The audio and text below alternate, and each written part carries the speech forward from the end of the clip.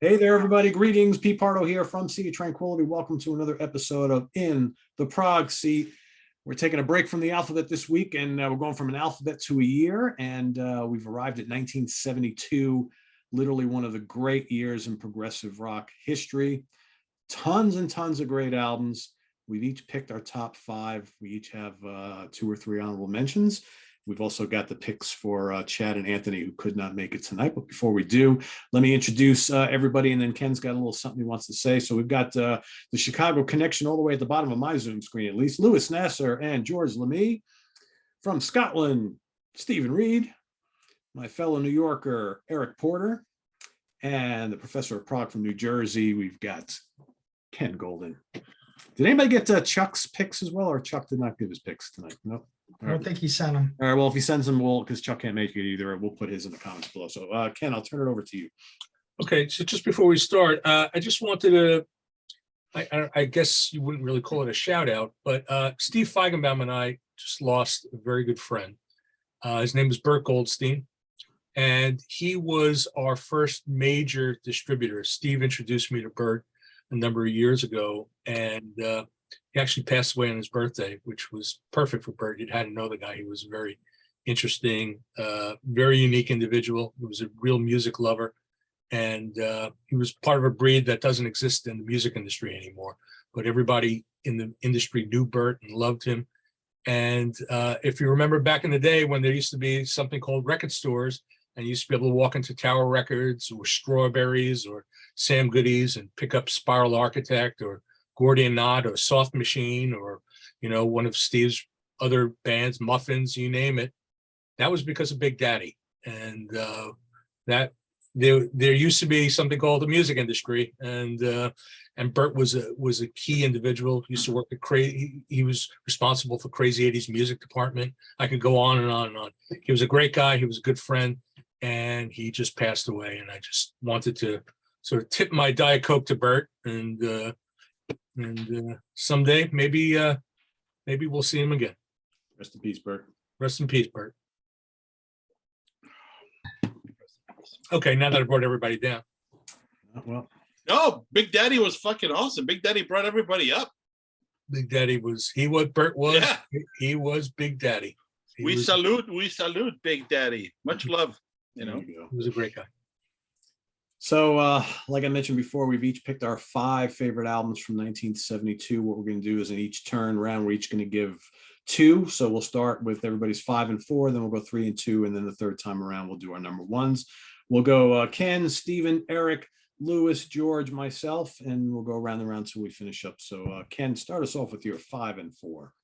Okay, so we're doing 2. All right, so just want to say, it was such a great year that I think our honorable mentions or any of them could have been in the top 5. I mean, so I guess I'm gonna rank them, but this is kind of random. I'm gonna start with number 5. A little different.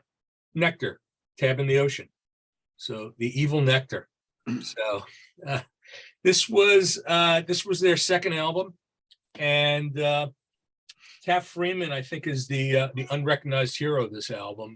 He doesn't take a lot of flashy solos. He gives Roy Albrighton a lot of room for some just amazing guitar work. But the album has like this great groove and drive, and beautiful, beautiful album. Epic long tracks, space rock, psychedelic, prog. It's all of those things. Pretty rocking too. Yeah, it's just, I mean, some of the greatest tunes. Hey, Iron Maiden covered King of Twilight. Mm-hmm. Great album, great cover. Helmut Wensk. Well, that's also because Steve Harris is a prog head, right? Yeah, he is. I mean, yeah. he doesn't hide the fact. So yeah, I know. So yeah. My number 4. I guess these are really I actually kind of ordered these. Il Blotto di Bronzo, Yes. This is my number 4. One of the great Italian prog albums. Great Hammond organ, Mellotron, just blistering guitar on here. Just heavier than what you normally think of for the Italian prog scenes. Very dynamic, a lot of contrasting parts. Organ always seems to come to the forefront, but then the guitar is always right there behind it. It's like a battle between the two of them. There's some synthesizer on the album, some acoustic piano, but it always seems to come back to the organ. And Johnny Leone is a great player, and got maybe even I'll say some touches that Keith Emerson is in his style. So Il Biglietto del Bronzo, Yeast, one of the all-time greats. That's my number 4. Great choices. Steven. ELP goes to hell. Yeah, that's a good way of thinking of it. With a hell of a guitar player. That guy. Oh, yeah. I don't know if he ever did anything else, that guitarist, but man, he's killing on that record. Yeah. That record is a must-have for anybody who ever watches these shows. Seriously, I think people should. And and I even, when we talked about it in the past, I even said that guys who are really into metal, they seem to somehow they all came across that album and really like it. The mighty Chris Allo dug it. I was just going to say that, Louis. Wow. Yep. See, there you go. Proof positive. There you go. There you go. My 5 and 4. Steven, what do you got for 5 and 4? As Ken has already said, this is a seminal year. 72 is pretty phenomenal. Yeah. So I suppose it's only fitting that I looked through my list just as I sat down to do this and thought, I might be in the prog-ish seat tonight. So apologies if it's not prog enough for anybody. I'm going to start with Uriah Heep, Demons and Wizards, released on the 19th of May in 1972. This was the band's 5th album, and yes, it obviously has the straight-up rock of Easy Living, but the rest of the album is much more progressive. There's wonderful tracks like The Wizard on here, great energetic organ, easy-going sections of Traveller in Time, really like that as well. The vocals from David Byrne, mainly, he doesn't sing on everything on here, are just superb throughout this album. And the whole mood and the vibe of like the Poets of Justice and Paradise, which is just so moody. It's a great song. Really like that as well. I think personally there are other stronger Heap albums that kind of come prior to this. I still think this is absolutely magnificent. So my number 5, same as Ken, they're not really in an order, to be honest, but either way, my number 5 is Demons and Wizards, and my number 4 is proggish. So I'm going with Wishbone Ash, Argus. Most people's favourite Wishbone Ash album is at their best. It's not far away. Released on the 28th of April. Do you know, you highlighted this band and this pairing on your guitar pairings show recently, Peter, and I would also argue that there's an element here where you could put them in the best vocal duo trio as well, because the vocals on this is just outstanding. Sure. You know, you've got Andy Powell, Ted Turner, but we've also got Martin Turner as well, and it's just such a combination right across the board.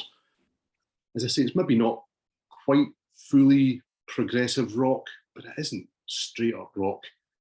And I just think that, I mean, there's classics here. You know, Time Was, it's a beautiful, sprawling opening track, multi-sections, flowing free. It's a staple of radio rock, even over here for the small amount of, you know, rock that we do get on the radio here.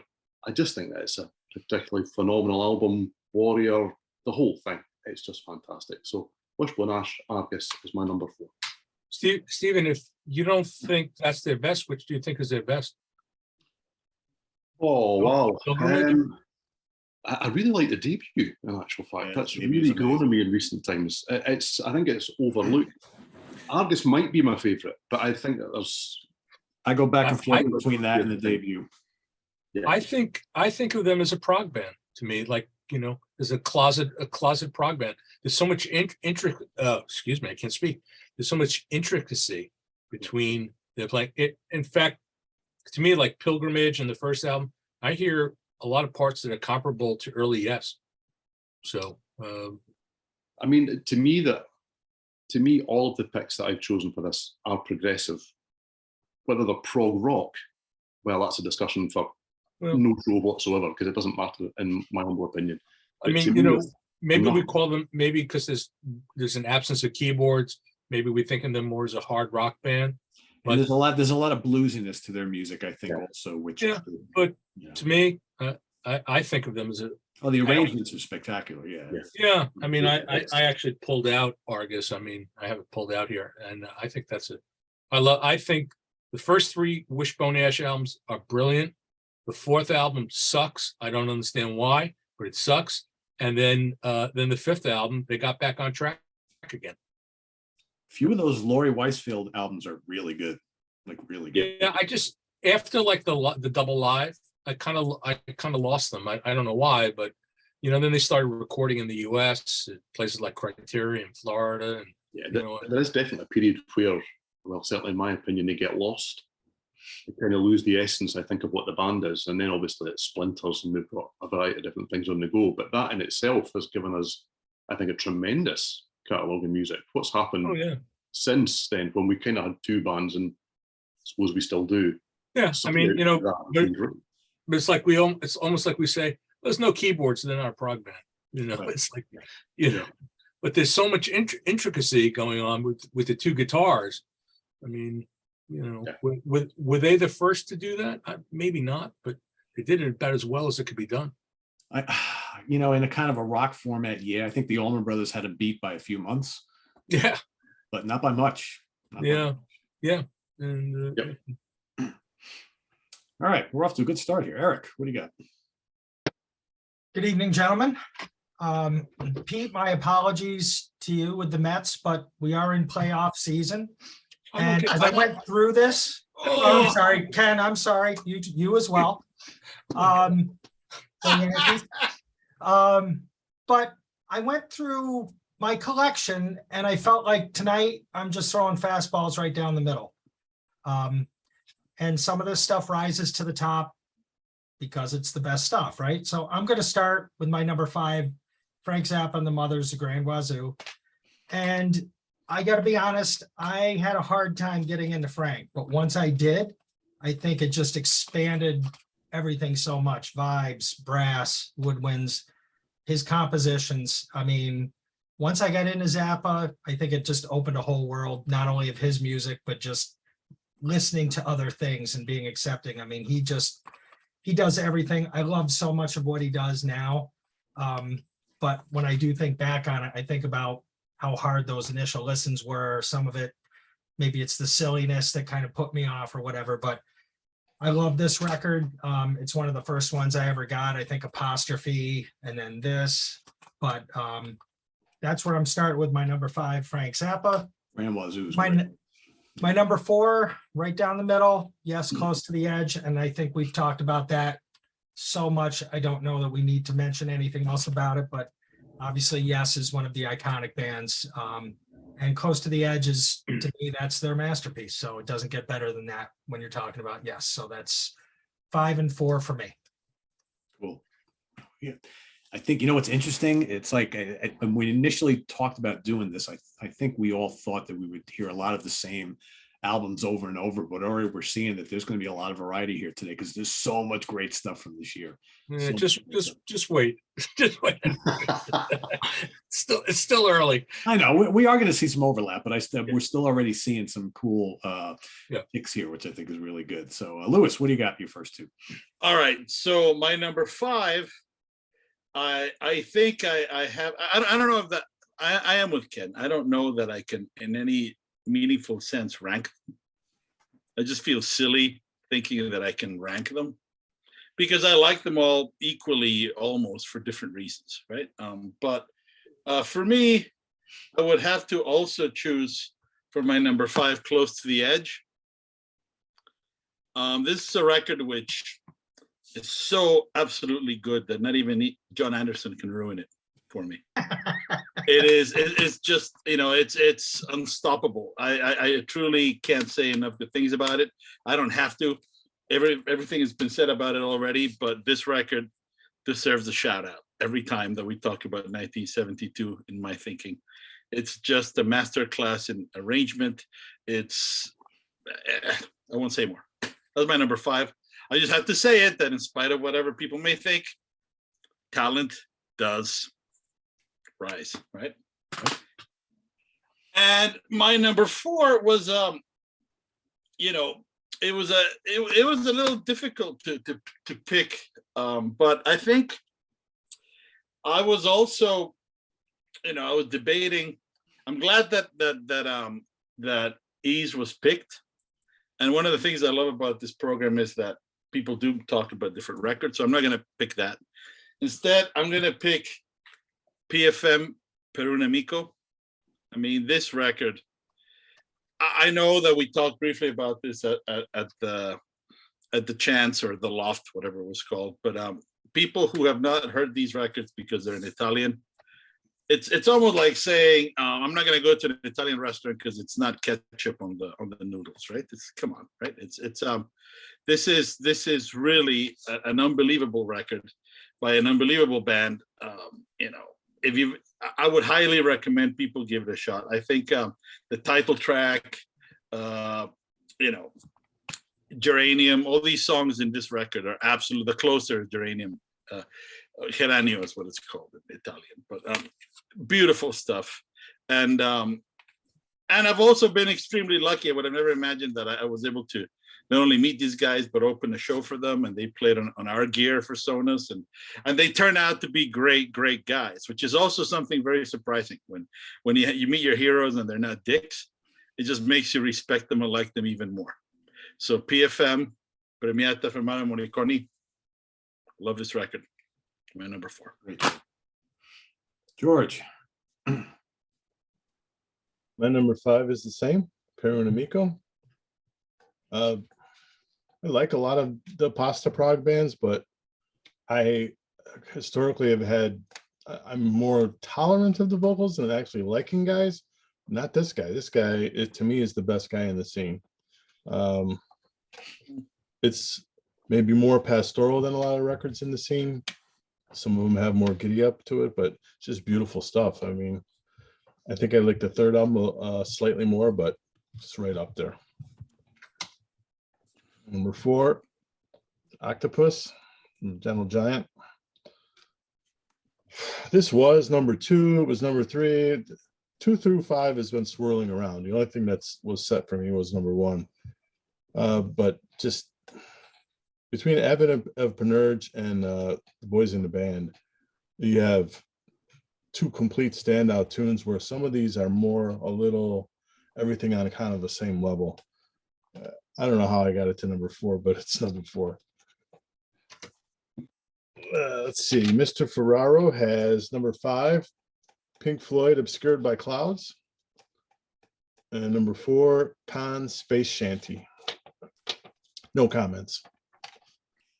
I had a feeling that would be in there. Yeah.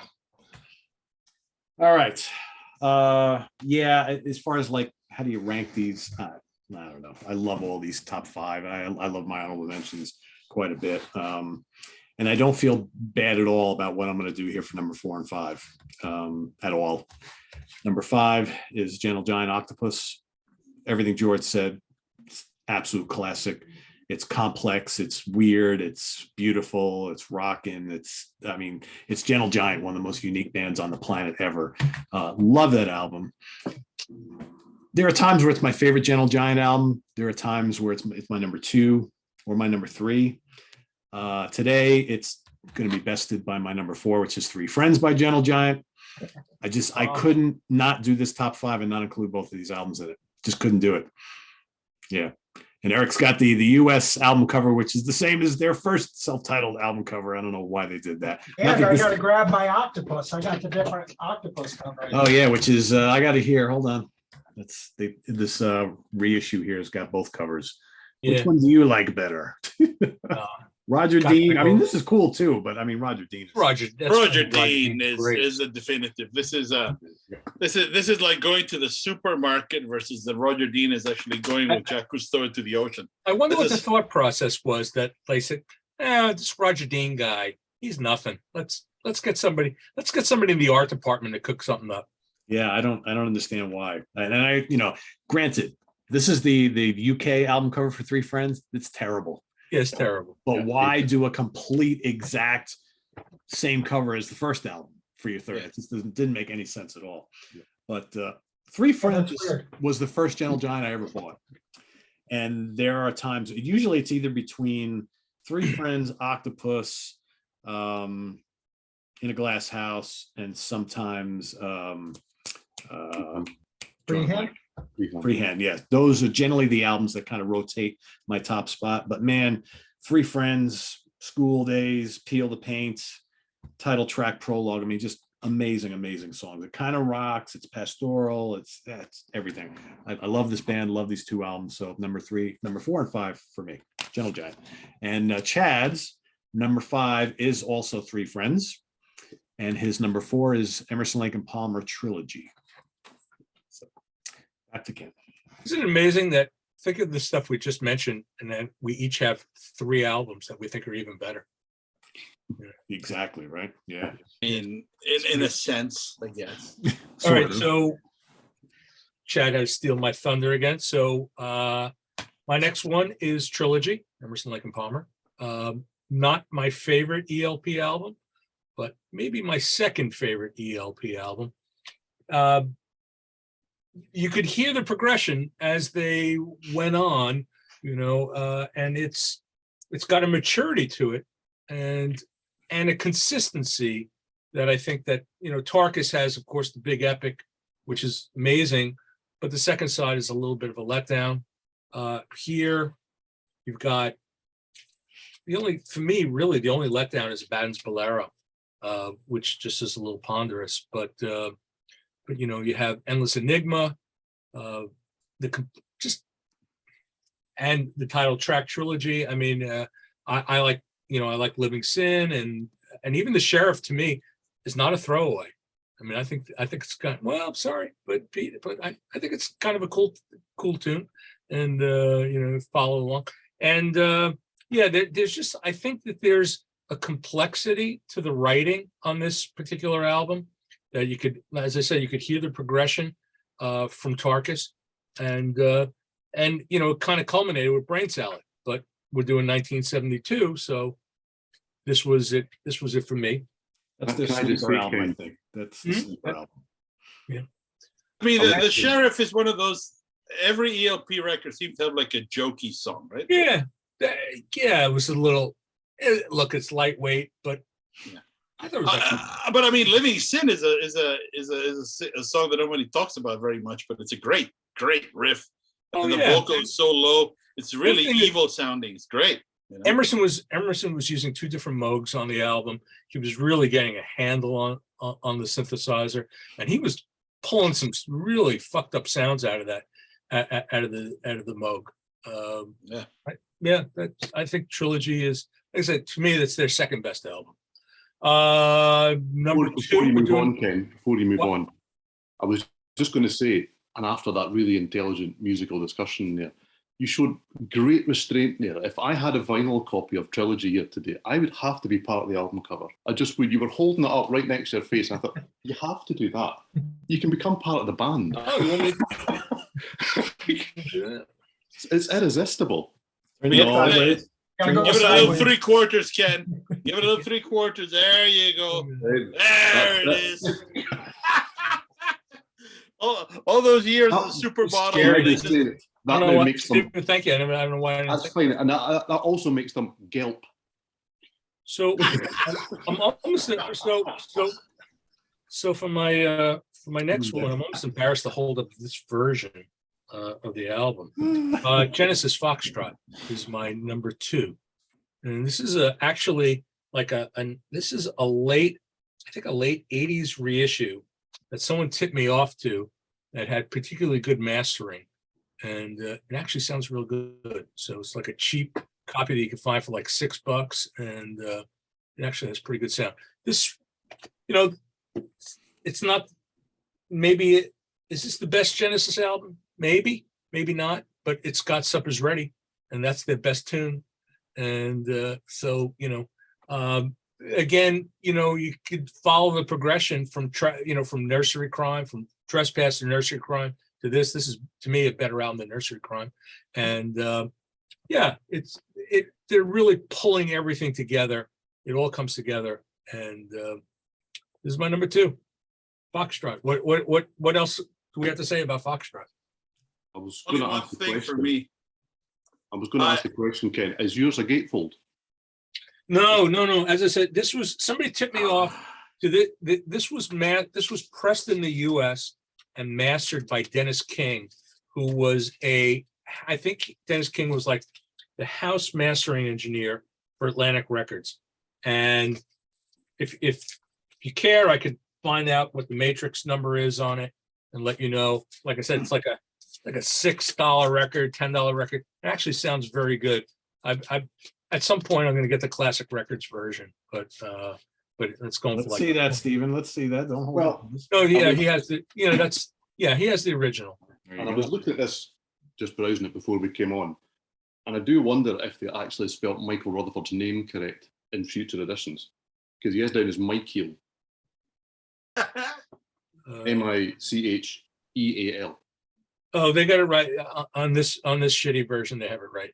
Yeah. But he is. I genuinely had to. I was like, Michael?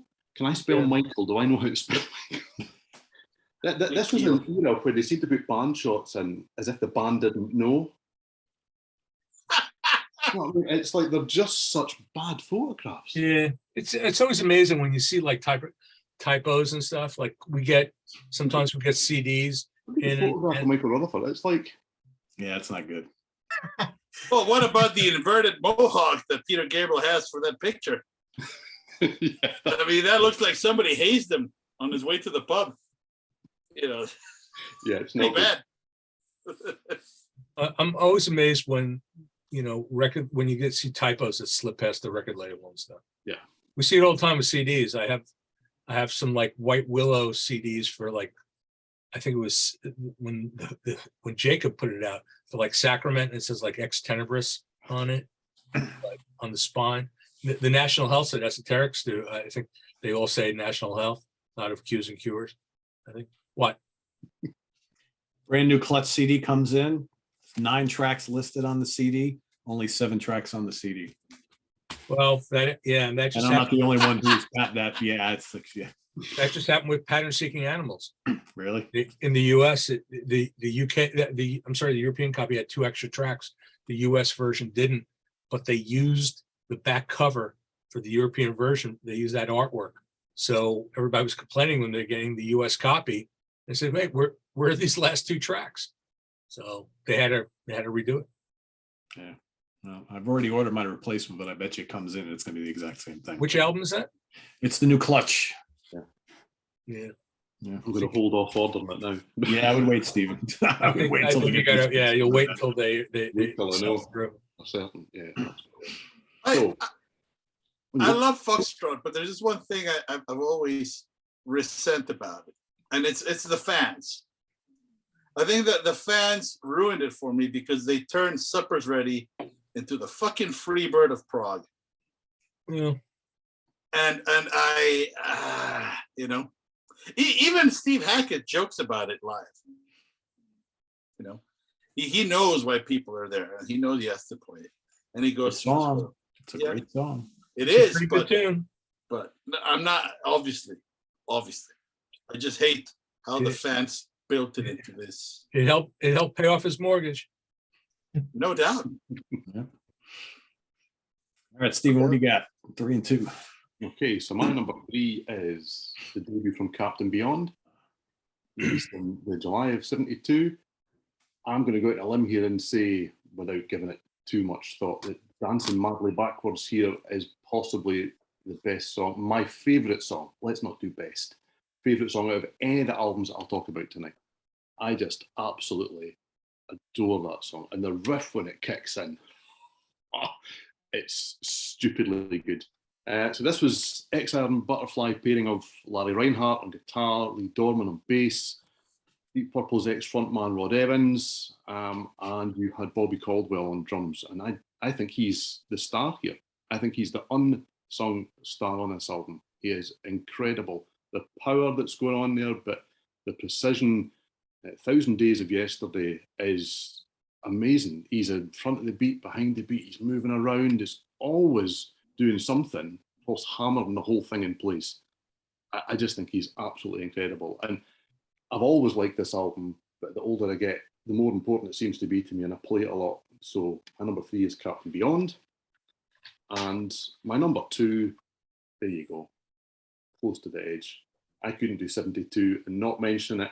Yeah, I'm not going to go over the top on it. I mean, there's seminal stuff on here. There's no two ways about it. The only thing I'll maybe throw out there, we can agree or disagree, but this may well be the one or two most influential progressive rock albums ever. I just think there's so many elements that so many things have been then being pulled from that without this, the whole genre sounds completely different. So, and it's still my number two. So there you go. I think that you can really appreciate that it's influential beyond music. Did you guys ever watch the movie Buffalo 66? I'm just gonna leave it there. If you haven't watched it, Was watch that it. the movie? Is that the movie with the blowjob? Well, there's many movies with blowjobs, Ken. I could have gone with Deep Well, Throat, but that's not why I chose this. I'm not I- talking about your. I'm not talking about your Seika collection. But I'm talking about how they used this song, in that particular Siberian Catru, and they, it's just incredible how they used this music in that film. So watch it. They also use Heart of the Sunrise in a way that I think is absolutely mesmerizing, but that's not on this record. Nonetheless, watch it. Is that Buffalo 66? Yes. Okay, never even heard of it. I will do. the movie with the blowjob. Thanks. I'll Google that, Ken. It's bound to be the first thing that comes up. All right, Eric. Okay, I'm going with Three Friends as my number 3. This was my first Gentle Giant album. I bought it in college when they used to have the record guys come in to the student hall, and they do that on a Saturday or whatever. So it was the first Gentle Giant I ever bought, and that going into Three Friends with that choral section gave me chills the first time I heard it. And I love Octopus too, but I just had to go with Three Friends. It just has a little more sentimental to me than Octopus. And my number 2, Thick as a Brick. I know we have some people who are so on Tull. I absolutely love Jethro Tull, and I think you put a string of albums together like they did in the 70s.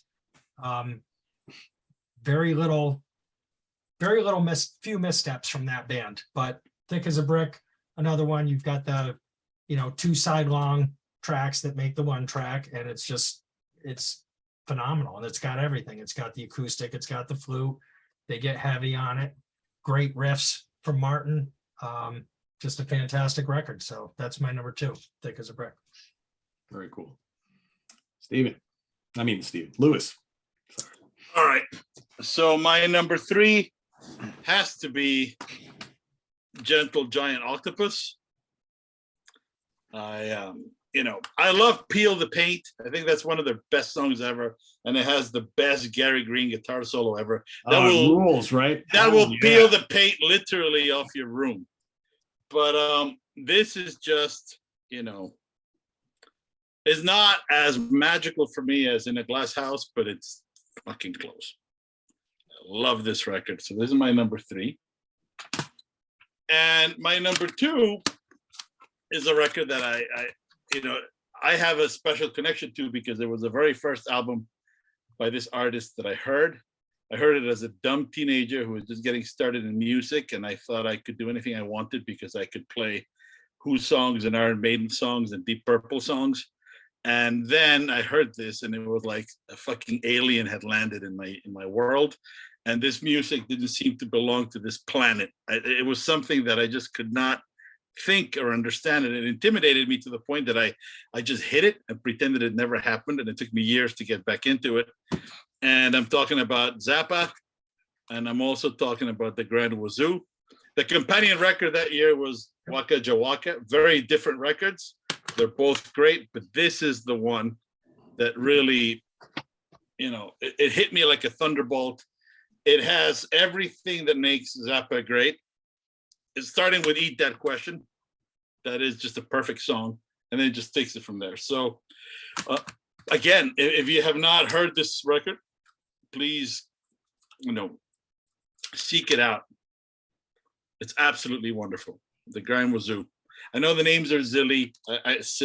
Sorry. I know that, Blessed Relief, etc., are not enticing for people who are very prudish. Nonetheless, I would still suggest that you get past that and just listen to what this guy is doing. I mean, this man did nothing less than invent his own genre. It's as simple as that.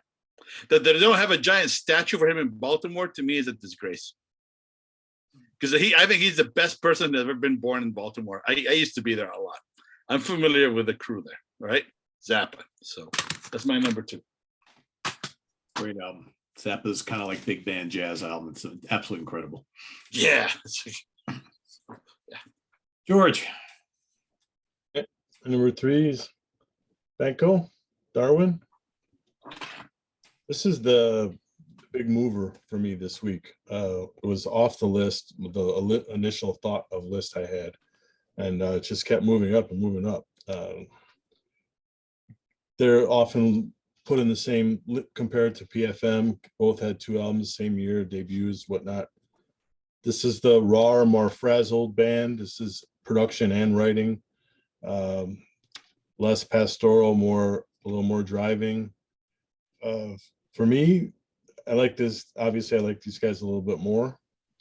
But yeah, what's more prog than a concept album about evolution or whatever it's about. I mean, number 2 kind of makes me angry. Thick as a brick. I hate when I have to parrot the opinion of the people, the populist opinion. This is my favorite Jethro Tull album. 2 20-minute epics on one album that neither one of them do I get bored at any point. I mean, it's kind of an unrealistic thing, but that's what it is. They're more polished than I would say almost all these other bands. Again, this is one I had pushed down at some point. I was almost pushing it off, and then you put it back in, you're like, no, can't do that. So that's how it went all week for me. Mr. Ferraro has number 3, Nectar, A Tab in the Ocean, and number 2, Genesis Foxtrot. Cool. All right. Number 3 for me is Thick as a Brick. I mean, like Eric mentioned, it's got everything on here. Heavy guitars, acoustic guitars, lots of flute, lots of Hammond organ. It's light, it's soft, it's heavy, it's fast. This is Ian Anderson's most pompous record. And this is when he announced, okay, we're going to be prog for a couple albums, and they totally were, but I think they were actually prog for most of their career. But yeah, this is just brilliant. And like George said, never gets boring at all. 40 minutes of just nonstop amazement. I love the way they go from, big bombastic, whatever you want to call it, rock, prog, whatever. And then all of a sudden it dials back and there's that wonderful acoustic guitar and that quirky voice, just amazing stuff. So that's my number 3. My number 2, yeah, it has one of the greatest epics of all time. It's Foxtrot. Great album. Watch for the Skies. We haven't really talked about Watch for the Skies. How ominous is that beginning to that song? So great. Get Them Out by Friday, Can Utility, Horizons, Timetable, and Supper's Ready. Magical, magical album. I agree exactly with what Ken said. Could arguably be the greatest Genesis album of all time, and you can definitely hear the progression from Trespass through Nursery Crime to this. I think they got a little bit more sophisticated with the next couple albums, but I always go back to this one as my favorite. So that's my number 2. And hold on, I gotta get Chad's. Hold on here. Chad's number 3 is Gentle Giant Octopus, and his number 2 is Foxtrot. Back to Ken. Well, close to the edge. I mean, it doesn't get better than this. And think how highly I regard it that I put this above ELP. So, right. Yeah, I mean, they were a great band, but when this one came about, man, they were really on the ascent with this, and it all came together on this. It's really amazing if you think about the title piece. There's all these sections that somehow they cobbled it all together and it's cohesive. It's not, they figured out, they came out with the right musical glue, and they put all the sections together in a way that it flows. And great. And side B is not bad either. No. So nothing wrong with Siberian Khatru. It's there's not really nothing to say. It's this is my number one. And somehow they finished that album, and Bill Bruford said, "Yeah, I'm bored. I need something better." Yeah, right. King Crim. I think to be fair, he said there was no way we can top this. Perhaps, right. And I have to agree with him. Well, They never did. They didn't. They never topped this. Although a part of me always kind of wanted to hear Bruford on Relayer. Not to knock Alan White because he's amazing on it, but it's part of me. I listen to Relayer. I'm like, I think Bruford would have liked this album. But yeah, Relayer's almost like a different band. Yes. Yeah. Relayer is a jazz rock fusion album. Yeah, Murad's really. Yeah, it's a different Murad's animal. really just changed the whole dynamic. yeah. That one though, Close to the Edge is like the archetype of prog, right? I mean, this was That's a good topic for a show. Pick somebody who I would have never thought of that. And now you've got I'm like thinking, wow, Bruford would have killed on that record. And again, nothing against Alan White, but yeah, that's pretty cool. I like that. well, because Bill I think Bill is more of a jazz player. Yeah. And Relayer is more of a jazz album. So Yeah. Stephen, you're number one. Well, my number one has been spoken about quite a few times already. Octopus by Gentle Giant. I'll go back to what I said earlier and what has been echoed right across the panel. I don't really have an order here. These are the five that rose to the top. And choosing a favourite or best or most important or out of them, I found it utterly impossible. So I really was quite indulgent about it and just looked at the five that I had decided upon and thought, what's the one that I am most likely to pull out and play today? And almost invariably these days, it's Gentle Giant. They are the band from this era that I seem to gravitate towards more than most. That's no disrespect to anything else that I've chosen or that anyone else has chosen, because these are all great albums that we're talking about. But Gentle Giant seems to, for me anyway, feel less of its time when I go back and listen to those albums now. They still feel, all of this feels fresh. I'm not talking anything down. It's amazing music we're talking about here. But Gentle Giant just still feels as if it's something new and groundbreaking that I can't quite put my finger on. Nobody else has kind of done it since. Nobody really did it before.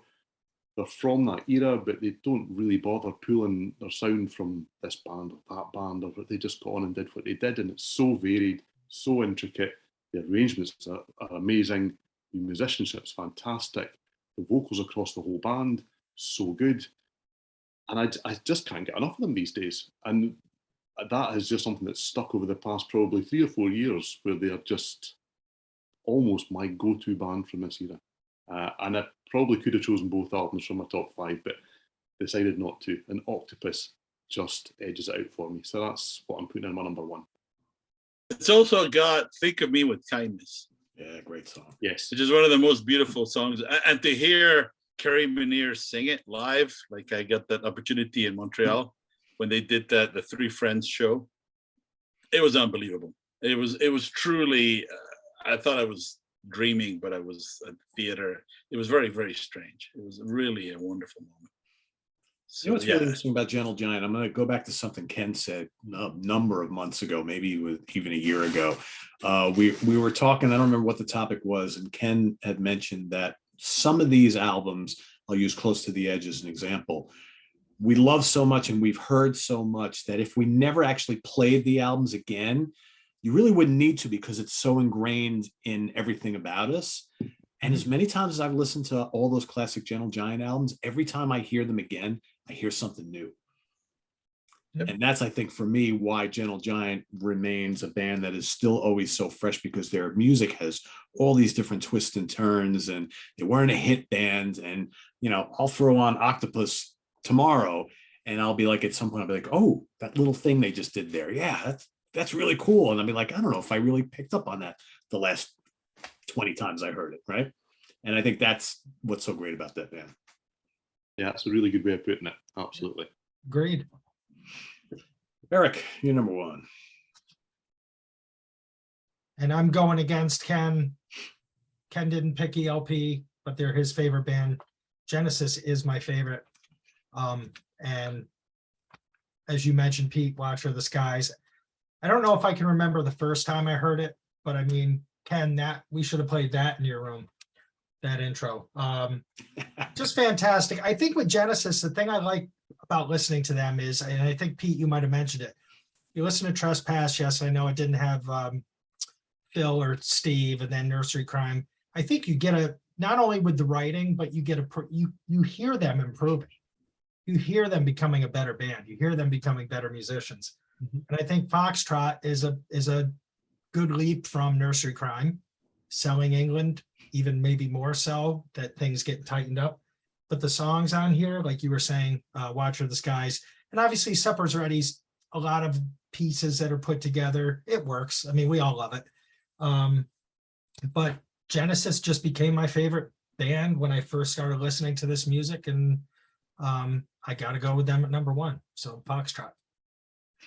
Can't argue that. Lewis. All right. My number one can only be Thick as a Brick. This I knew from the beginning. This is a record that absolutely changed my life. And it came to me at a time when I didn't know that there was prog or whatever. To me, music was either kick-ass or shitty. It was a very digital view, right? and I heard this, and I could not understand how it could be so absolutely amazing, And eventually, I ended up even playing here in Chicago for a few years in a Jethro Tull tribute band, and we used to play the whole thing. So I ended up learning every note on that record, and it's in spite of that grueling task, I still love it. I don't need to hear it. I can start listening to it in my head, and I can go all the way to the end if I have enough time to just sit there and kind of do the exercise. But when I do play it, I'm 11 years old again. It's magical, and I love it. I love everything about it. I love the humor of the gatefold. The only thing I dislike about it is the dishonesty of Ian Anderson in pretending that they weren't really prog because they're too cool for that. Like, fuck off. You know exactly what you were doing, and embrace it. Right? But other than that, everything else about it, and everybody's mentioned everybody else on this record, but I think we need a shout out to Barrymore Barlow. Oh, hell yeah. Yep. Because the drumming on this record is truly the magic glue. That's the magic carpet that allows all the crazy shit to flow so perfectly. Is Barrymore Barlow's brain is what makes this work. So I love that record. It had to be my number one. It's just perfect for me from start to end, and I love it. Cool. George. Me, Close to the Edge, the heavyweight champion. In my top 5 records of the whole decade. Like that much. I didn't hear it till the mid 80s. A couple of buddies of mine played it for me, but from minute one, it's never been off any list that I've ever had. It's just that good. And I may as well keep holding it up because it's Anthony's too. Close to the Edge. So it's hardly a shocker. No. I'm surprised George didn't pick one jazz rock album. Nope. No fusion albums. Yeah. I'm so proud of him. Now, if we were doing 73 or 74, it'd be a different story. Well, yeah, but George is like he's spreading his wings and he's flying. Well, Chad and I both have as our number one, Close to the Edge. I've often said that this is probably my favorite prog album of all time, and I think that's pretty true. It's absolutely perfect. 3 exceptionally lengthy, incredible compositions. It doesn't get much better. Siberian Khatru is probably my favorite Yes song of all time. So yeah, just love it. Everybody just is firing on all cylinders here. It's absolutely all killer, no filler. So all right, we each got a couple honorable mentions, so we'll circle back around. Ken, what do you got? I thought the edict was 3 honorable mentions, so I have 3. Right. I'll keep them brief because we've talked about all of these in the past. First one I have, Agitation Free, Malesh, one of the Nice, great album. great space rock meets ethnic, Pink Floyd recorded, if Pink Floyd had recorded an album like in Saudi Arabia. That actually says Malesh in Arabic. That's interesting. All right. Great record. Next one, PFM, Storia di un Minuto. They put out 2 albums that year. And by a hair, I like this one. Just a little bit more than Pernamiko. It's a beautiful, beautiful record. And band that you guys don't love enough, Banco Darwin, Banco del Mucho Soccorso. For me, overall, I think the best Italian progressive rock band. And this is one of the many masterpieces that they recorded. And if I could sneak one more in, I'll just hold it up. I wouldn't say anything about it, only because I pulled it out. Okay. I guess. Yeah, I just want to give Stephen a little validation there. That's all. Well, I will say I really struggled with Argus and Demons and Wizards, and I didn't even think of Captain Beyond because I was like, oh, I wanted to include them, but I'm like, they kind of are prog, they're kind of not. So I was like, I'm glad someone else brought them up because I felt really bad about kind of not including them today because I love those albums, love them. So I'm glad we gave some love to them today. So very good. Stephen, what do you got? I'm going to cheat ever so slightly because my actual 3 would have been Foxtrot, Thick as a Brick, and Trilogy, but I kind of thought that they would have come up by now, so I'm going to go with Moody Blues, Seventh Sojourn. Unlike the other bands that we've all really mentioned, I would suggest this was, most of the bands we've mentioned were in the purple patch. It's either a kind of debut album and they go on to great things, or they're right in the middle of a great period. I would suggest that this is their last great album from the Moody Blues. There's some decent stuff that comes after. There's some really not decent stuff that comes after. This is the last one where you kind of think, yeah, okay, it's all happening here. And I actually think that it's kind of forgotten about in the shuffle because what comes before is also so good. And really, it's just, I'm just a singer in a rock and roll band that gets spoken about now. And that's a shame because this is really solid, really like it a lot. I have gone with Roxy Music, which is a fantastic debut.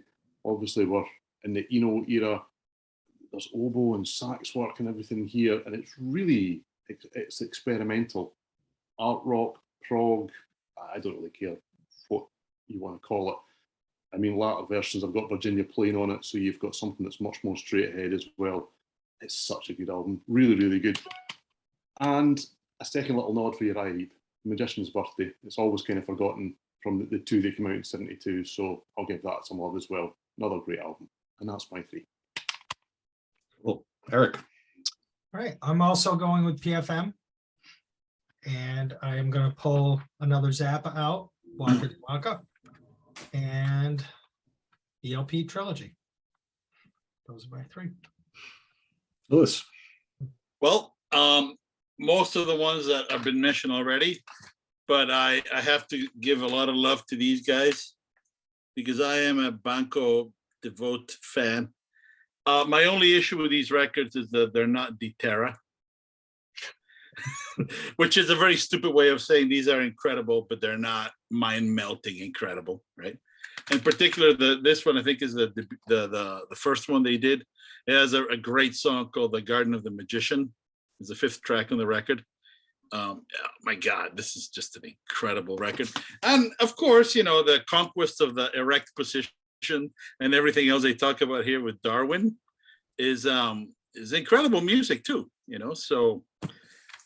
but they just do it. I think the real sign of a master band is that they're better live than on the records. And these guys were so explosive. I don't think the records really sound as good as their live concerts, except for Di Terra.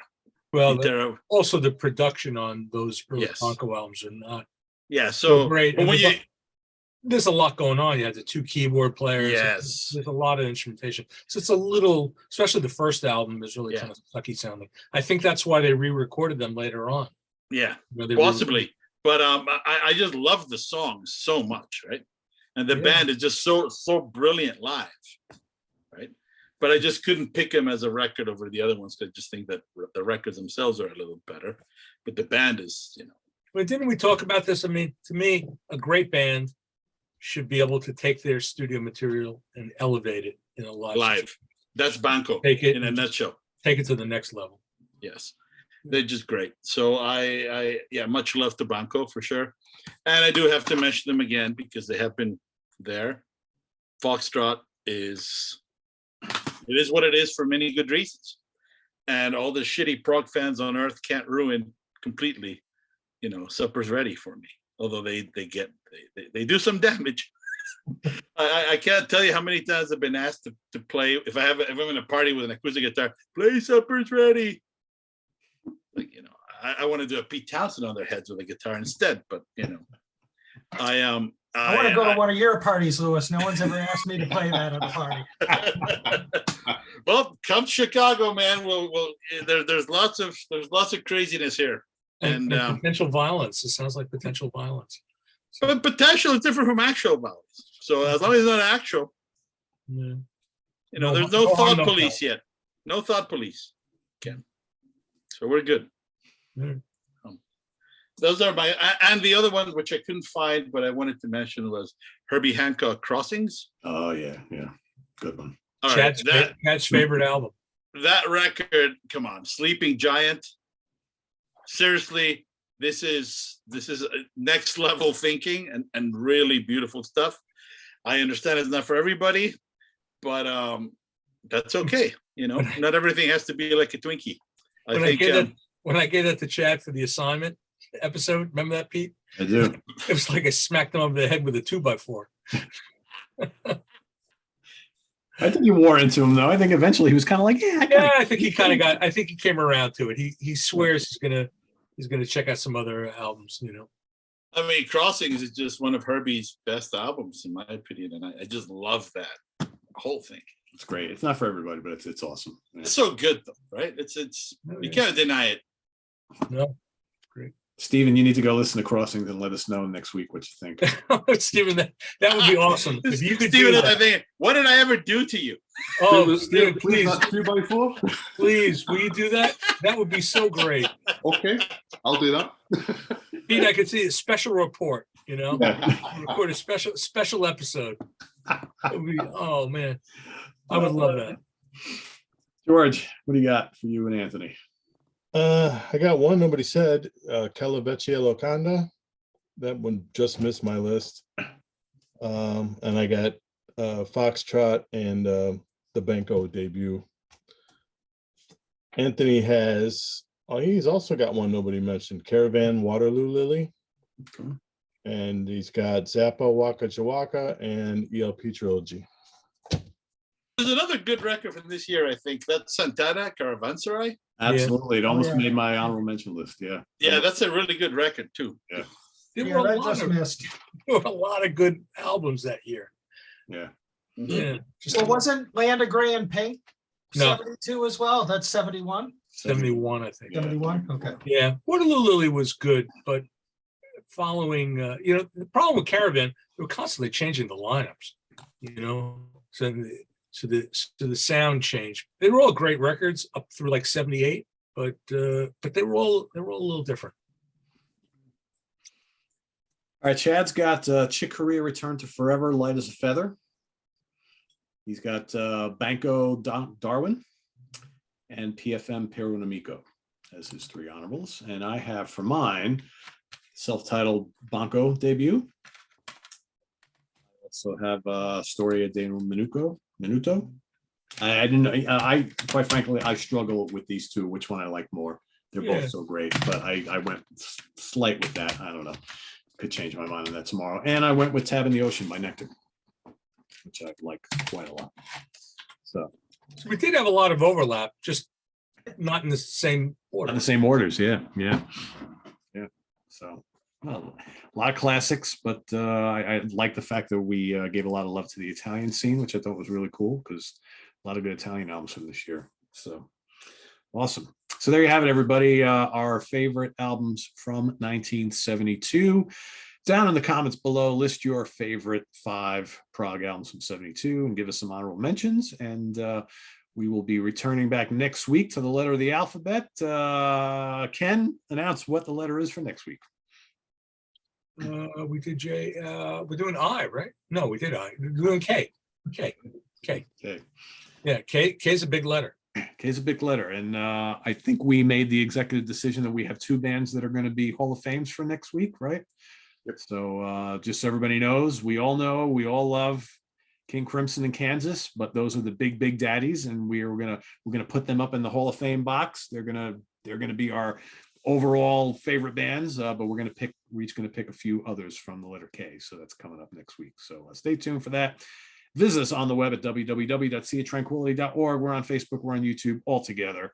All the damn time. For Louis Nasser, George Lemie, Stephen Reed, Eric Porter, and Ken Golden, and Chad Hutchinson, and Chuck Alvarez, and Anthony Ferraro. I am Pete Pardo. We'll see you guys next week here in the Prog Seat. Take care.